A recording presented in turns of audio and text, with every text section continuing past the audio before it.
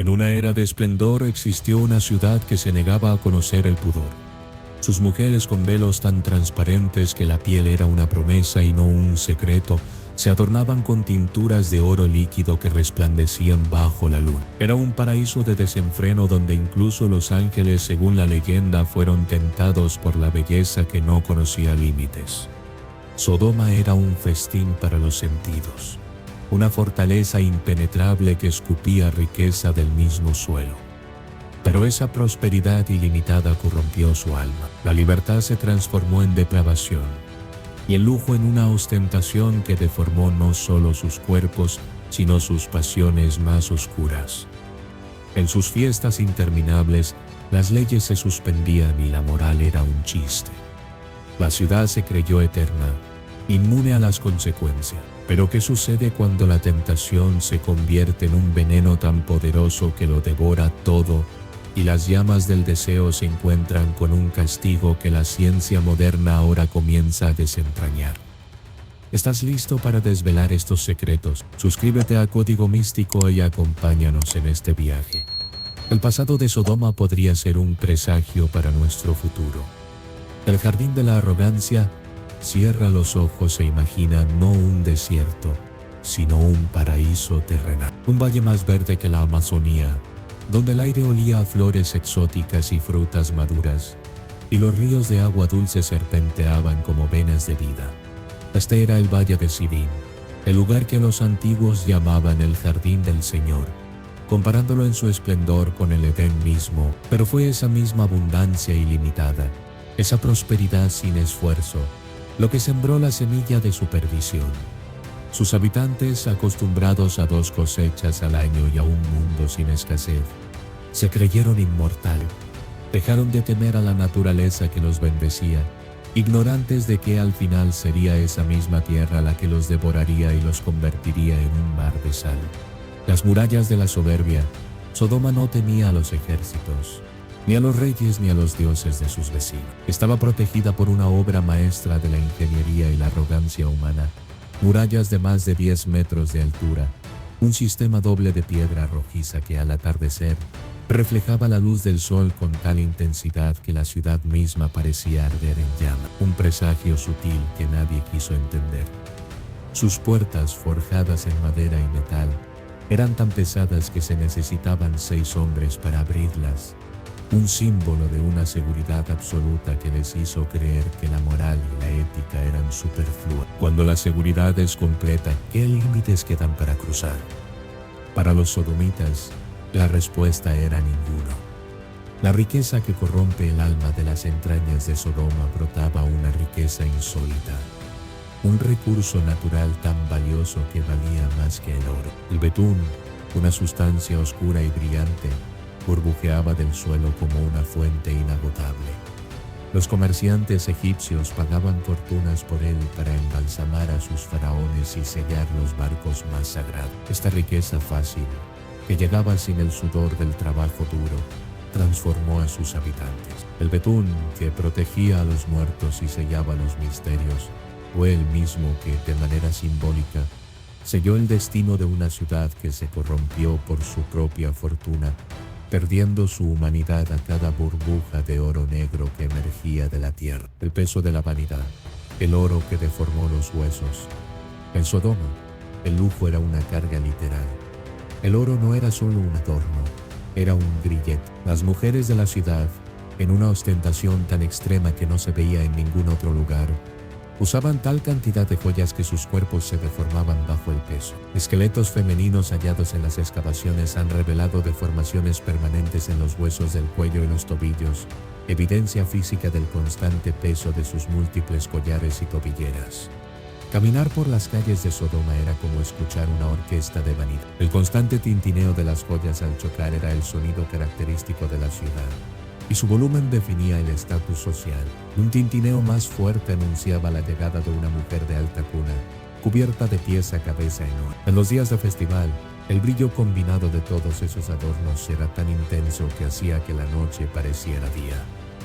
Pero estas mujeres no eran simples accesorios.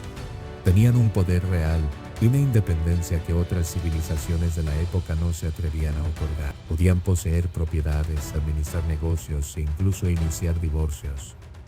Este poder, sin embargo, estaba envuelto en un lujo que manifestaba la decadencia de su sociedad, una cultura obsesionada con el brillo exterior, sin importar el peso físico y moral que cargaba en su interior. La belleza y la opulencia de Sodoma eran un disfraz para su alma vacía. Fiestas sin ley, la anarquía como celebración. Las celebraciones de Sodoma no eran meras fiestas, eran un carnaval interminable. Un frenesí de música y danza que se extendía sin pausa desde la luna nueva hasta la luna llena. La ciudad entera se transformaba en un gigantesco festival al aire libre, donde cientos de antorchas convertían la oscuridad en un mar de luces parpadeantes. Sin embargo, detrás del éxtasis y la opulencia se ocultaba un detalle aterrador. Durante estas celebraciones, todas las leyes de la ciudad eran suspendidas. La libertad temporal se convertía en anarquía, y las consecuencias de este desenfreno eran tan extremas que los visitantes extranjeros a menudo huían horrorizados, incapaces de soportar el caos que se desataba en las calles. La ciudad, que lo tenía todo, había encontrado en la ilegalidad y la perversión su máxima forma de entretenimiento. La caridad es un crimen. El sistema de leyes de la crueldad. Mientras la mayoría de las culturas antiguas valoraban la hospitalidad como una virtud sagrada, en Sodoma, la crueldad era ley. Su código legal era una perversión de la justicia que castigaba la caridad con la pena capital. El ejemplo más escalofriante es el de una joven llamada Peletit, cuya única ofensa fue dar pan a un mendigo hambriento. Por este acto de bondad fue condenada a una muerte lenta y brutal. La cubrieron con miel y la ataron a un muro, donde murió lentamente por las picaduras de insectos. En Sodoma, la compasión no solo estaba prohibida, sino que era un crimen castigado con la muerte. Esta completa inversión de los valores morales revela el verdadero horror de una sociedad que había institucionalizado su propia crueldad. El tribunal del miedo, los jueces que eran criminales. En el corazón de Sodoma, la idea de justicia había sido completamente pervertida. Su tribunal, con imponentes columnas de mármol rojo y tronos elevados, no era un lugar para la verdad, sino una farsa. Aquí, los jueces no eran elegidos por su sabiduría, sino por su habilidad para distorsionar la verdad y castigar a los inocentes.